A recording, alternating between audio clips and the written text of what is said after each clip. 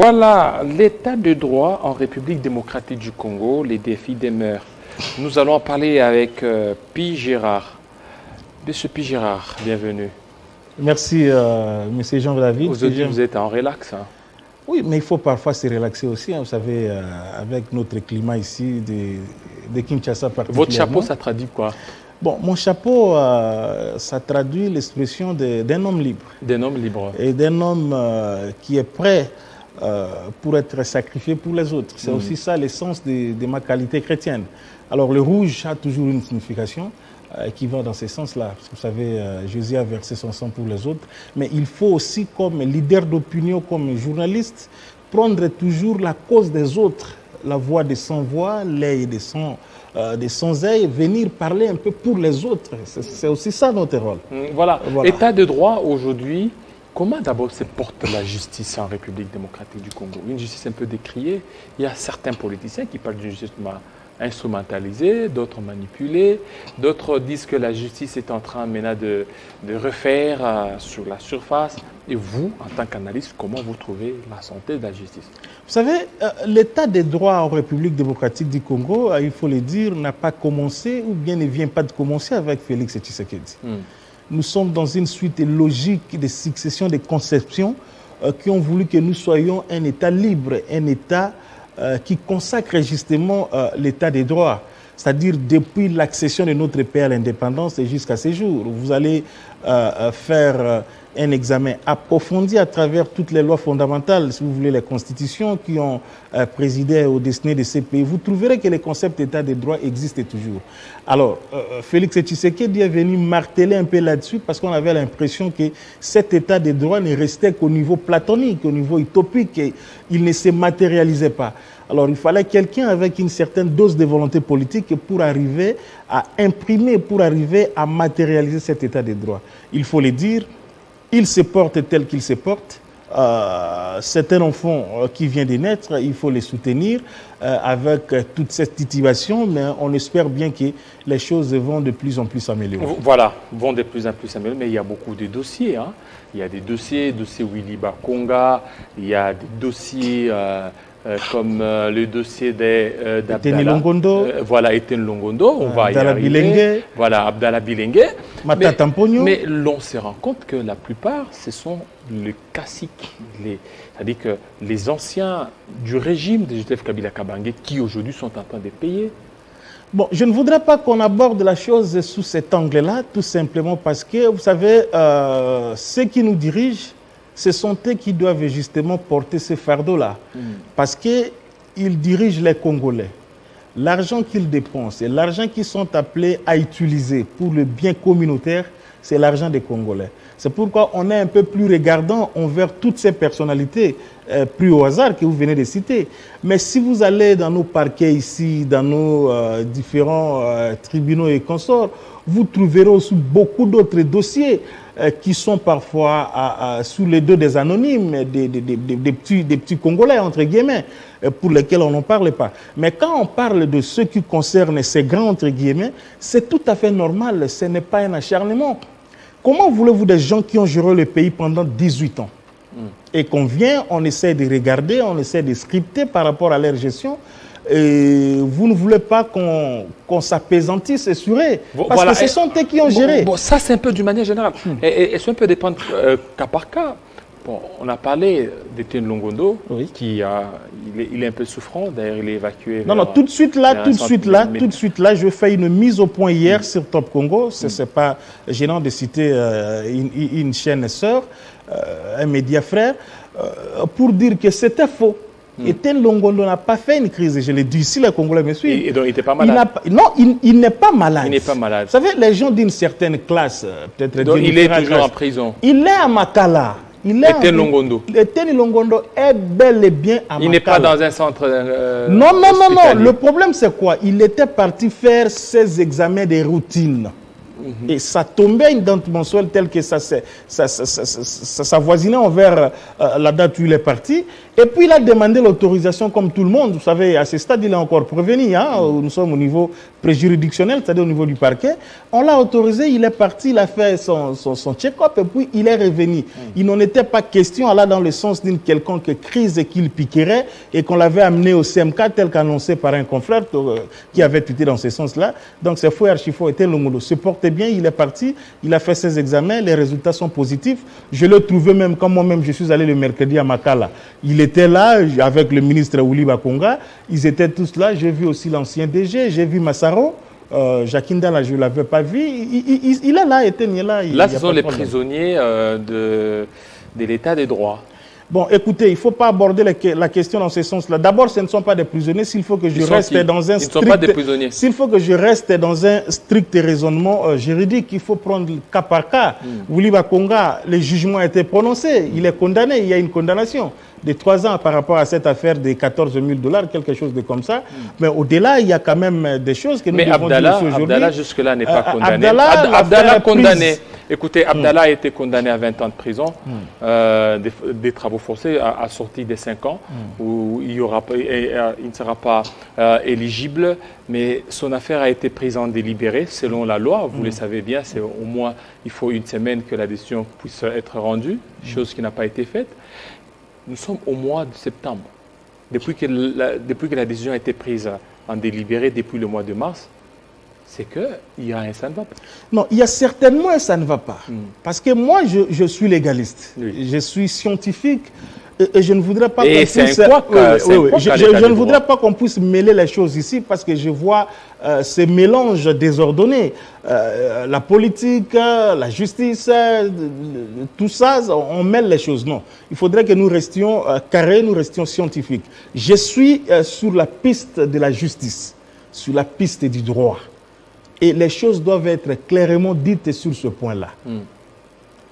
Et les juristes qui me suivent, vous les praticiens du droit, ou si vous voulez, ceux qui détiennent encore ce pouvoir judiciaire au niveau des cours et tribunaux, au niveau du parquet, lorsqu'une affaire est prise en délibéré, il y a un délai. Il y a quand même un délai pour lequel on doit venir pour se prononcer. Mais c'est depuis le 22 mars. Depuis le mois de mars, je précise bien, c'est depuis le 22 mars. Okay. Nous sommes aujourd'hui le 9, voilà, le 9 septembre, quelque chose dans ce sens-là. Mais c'est combien de mois finalement? 6 mois, je pense. Combien de mois? Et vous voyez, nous sommes devant un fait tel que, au niveau des parquets, le président de la République lui-même aille aussi à se plaindre. À Goma, vous allez vous rappeler à l'émission qu'il avait accordée à notre consoeur et confrère, pour dire qu'il n'était pas vraiment content de la manière dont les affaires de justice sont menées au niveau de parquet. Et là, ça pose un véritablement problème. Abdallah Bilengue a poursuivi pour des faits qui lui ont été imputés. Et nous le savons très bien. Mais quelle est la réalité qui est prouvée aujourd'hui sur le terrain? Quelle est la réalité au niveau de la RVA? C'est quoi la réalité des DG après? Oui, vous allez arriver. Donc, Abdallah a été condamné pour avoir détourné les fonds destinés à payer les charges fiscales. Les charges fiscales et socio-professionnelles. Vous voyez, donc, dans une entreprise comme RVA, Abdallah a quand même tout fait pour faire tout pour payer un peu des fiscs, mais à un certain moment, on dit que certains fiscs n'ont pas été payés et il a été condamné pour ça. Et vous, en tant qu'analyste politique, vous êtes en train de suivre tous ces dossiers, oui, je les suis de très près. Et en plus de cela, vous êtes en train de défendre l'état de droit, prenez pas le président Félix-Antoine Tshisekedi Tshilombo. Vous ne voyez pas qu'il y a beaucoup plus d'entorse ou bien il y a 2 poids, 2 mesures? Non, mais justement, c'est ça. Moi, je reste sur base de l'adjoint d'Abdallah, je suis en train de... il n'est pas là, donc il a été promu au niveau de la Banque centrale. Oui, il y a des DG. Il y a des DG depuis qu'Abdallah Bilengue n'est pas là. Voilà. On parle des dettes sociales, mais rappelez-vous de ce qui a été décidé au niveau du Conseil des ministres. Et aujourd'hui, la ministre du Portefeuille a déclaré tout ce qu'il a déclaré en termes de faillite, en termes de toutes ces dettes qui écument nos entreprises publiques de l'État. Voyez-vous. Et après le passage de ces DG, la situation au niveau de la RVA, c'est davantage encore détérioré, Jean-David. C'est ça toute la question. Moi, je pense que moi, je suis celui qui défend l'état des droits. Et je l'ai dit sans embâche ni faux fouillant, la vision du président de la République, Félix Antoine Tshisekedi Tshilombo, nous la défendrons jusqu'au bout. Aussi longtemps que cette vision prendra en compte les desiderata du peuple, prendra en compte les intérêts du peuple, nous sommes derrière pour défendre cette vision jusqu'au bout. Mais la justice doit faire son travail aussi de façon libre. Effectivement, c'est constitutionnellement consacré. Il n'y a pas de pression politique là-bas. Vous ne voyez pas qu'il y a des forces un peu obscures qui en veulent la vie je ne pense pas qu'il faut voir les choses dans ce sens-là, parce que si tel est le cas, moi je m'obtiens à la Constitution, à l'article 150, alinéa 1er. Les juges, dans l'exercice de leurs fonctions, ne sont soumis qu'à l'autorité de la loi. C'est-à-dire les juges tels qu'ils sont là, ils ne rendent compte qu'à la loi. Même pas au président de la République, même pas une quelconque pression politique qui viendrait de quel parti ou quoi, je ne sais pas. Alors, ceci doit être aussi une attitude qui doit être départie de ceux qui sont poursuivis pour, pour certaines déviations, pour certaines infractions, pour dire qu'ils seraient en train de voir la politique partout. Mais je reviens pour dire que le cas Abdallah Bilengue, aujourd'hui, nous sommes en train de voir comment est-ce que la RVA est en train d'évoluer. La situation après son départ, DDG, s'est encore détériorée davantage. Les dettes qui sont passées, qui sont presque dans toutes les entreprises. Mais au-delà de ça, la justice a eu à se prononcer par rapport à ce qu'elle a dit. Mais au moins, l'affaire a été prise en délibéré. Je pense que logiquement parlant, c'est effectivement aussi ça l'état des droits.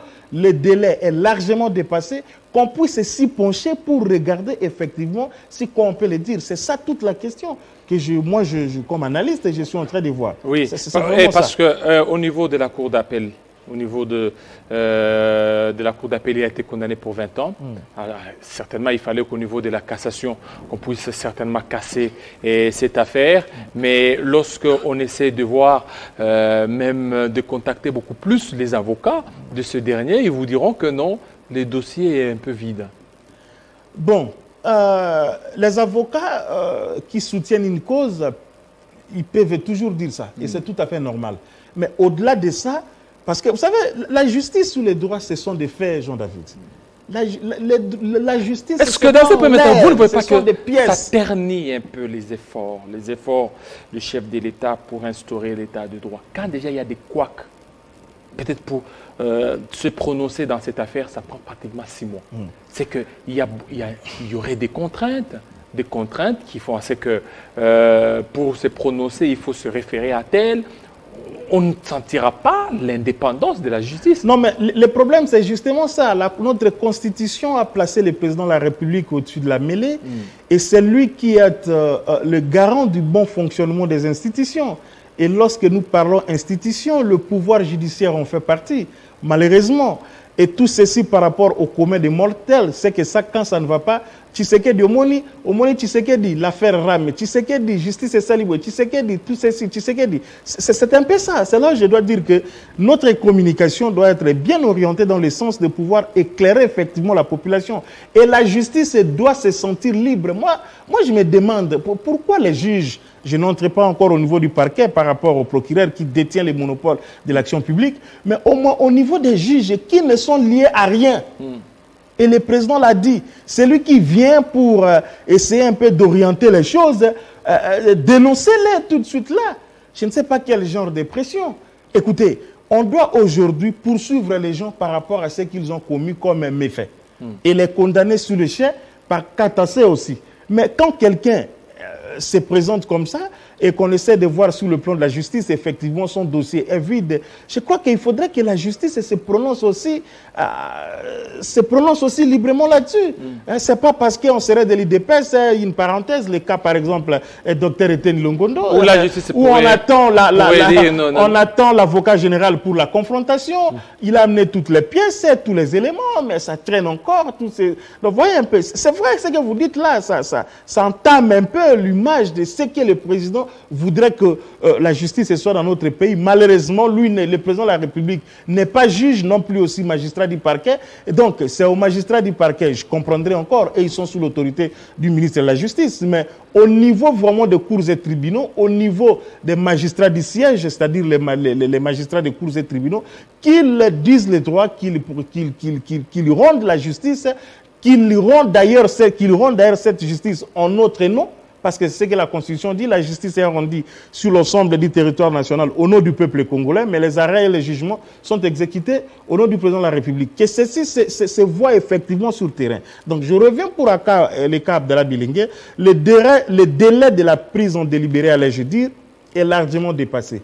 Et qu'on puisse quand même s'y pencher là-dessus pour que la cassation puisse se prononcer enfin et qu'on puisse avoir la suite de cela, parce qu'on ne va pas quand même suspendre tout un pays à cause de... C'est pas politiser cette affaire. Non, non, non, je ne pense pas. Ce n'est pas parce que Abdallah serait un tout petit peu peut-être kabiliste qu'aujourd'hui qu'on veut un peu lui régler les comptes. Non, je ne pense pas. Mais tous ces autres DG qui ont bénéficié de la grâce présidentielle dernièrement et tous ces autres... Parce que les gens le voient et que les cas où on a pris les gens, on les a amenés à Makala. Vital Kamere, Bilingué, tous les autres. Et regardez, mais il y a aussi... C'est lui qui a assuré son IP pendant pratiquement 8 mois, si je ne m'abuse pas, 8 mois, il était là, mais c'est presque le même fait.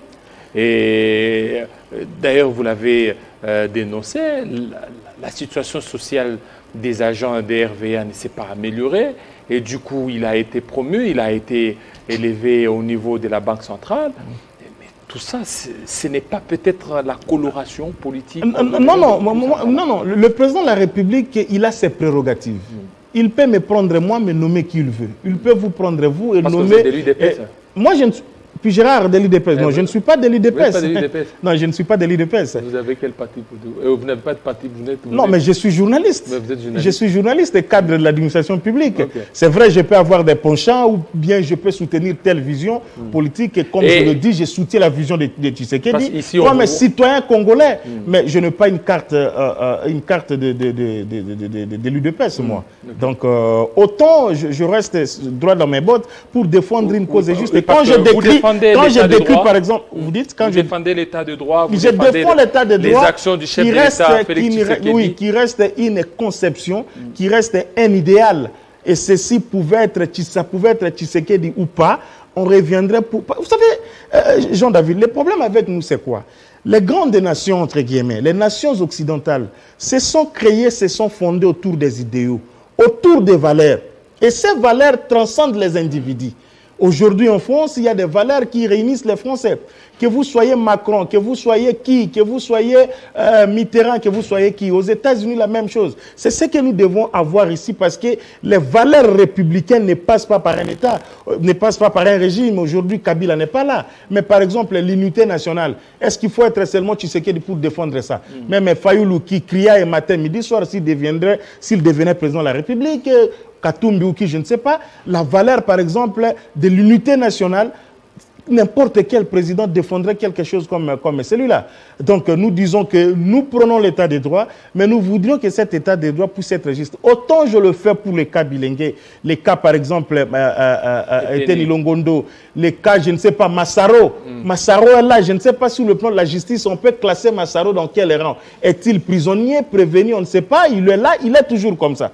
Donc, voilà des cas comme ça qui essaient un peu d'attacher un tout petit peu l'image de tout ce qui est fait, mais ceci ne remet en rien la volonté politique du président par rapport au volet judiciaire pour que notre pays puisse en fait être élevé. Dit la Bible, la justice élève une nation. Voilà, la justice élève une nation. Merci beaucoup, P. Gérard.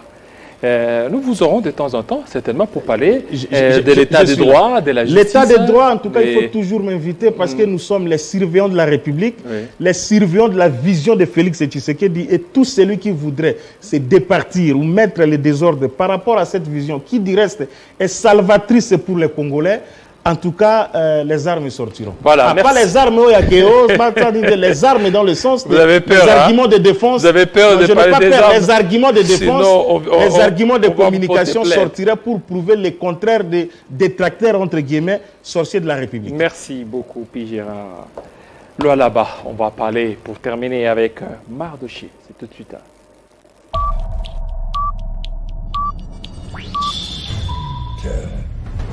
Chaque fois qu'un Moulouba est nommé quelque part, c'est là, des autres tribus ont l'impression que finalement, il y a un régime Yabalouba. Et moi, je ne suis pas d'accord avec cette question. IGF est allé pester sur invitation du ministre Antoine Mamba. Il n'y a rien Le problème, c'est qu'il y a des agitations, peut-être manipulation aussi. Moi, en tant que Quinois, je constate effectivement qu'à Kinshasa, ça ne va pas. L'IGF a dit que l'OVD, via Foner, a détourné 13 millions de dollars. Il n'y a pas eu de détournement. Une route n'est pas comme l'omelette. Vous la cassez dans les 2 minutes qui suivent, vous la mangez. Non. C'est sur Télé 50 et nulle part ailleurs.